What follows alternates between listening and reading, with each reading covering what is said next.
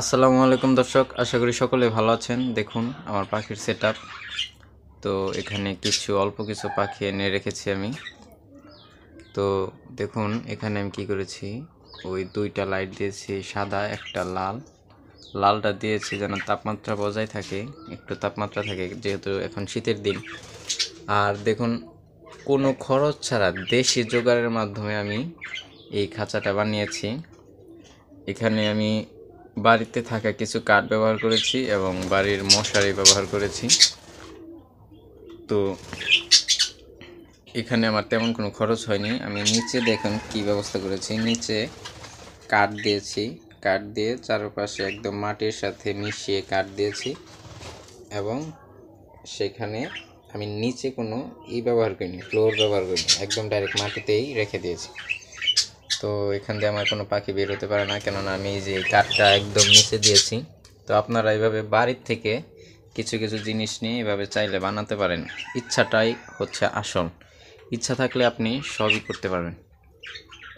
দেখেন এইখানে আমি একটা জিনিস তৈরি করেছি নিজেই। এই যে এটা আমি দেখেছি, অবশ্য অন্য ভিডিওতে দেখেছি, আমি অন্যজনের কাছ থেকে দেখিয়ে বানিয়েছি। এটা আমি টিন কেটে বানিয়েছি এবং কাঠ দিয়ে, যাতে ওরা এখানে বসতে পারে। যেটা এখানে চাপ দিয়ে লাগিয়ে দিলে ওরা আরামসে এখানে বসতে পারে, তো বসতে কোনো সমস্যা হয় না।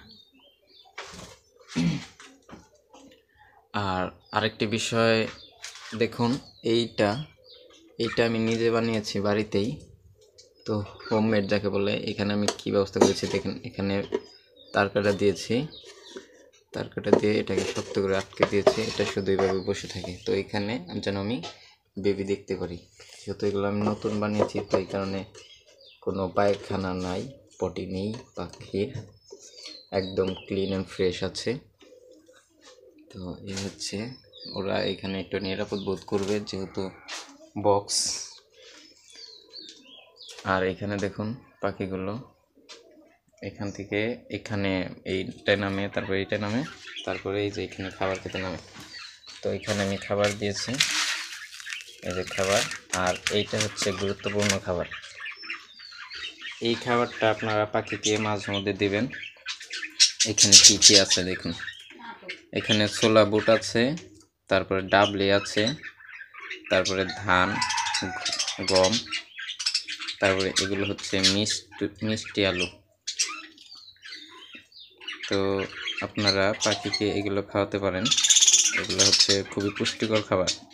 তো বিশেষ করে এই খাবারটা আপনারা তখন দিবেন যখন পাখির বাচ্চা থাকবে। তো আমি এখন দেওয়ার কারণ হচ্ছে আমার যে পাখিগুলো আস্তে আস্তে শিখুক। এগুলো আমি যেহেতু নতুন এনেছি, পাখিগুলোকে এখনও জানি না ওরা এগুলো খেতে পারে কিনা, তো এগুলো দিয়ে ওদেরকে অভ্যস্ত করছি।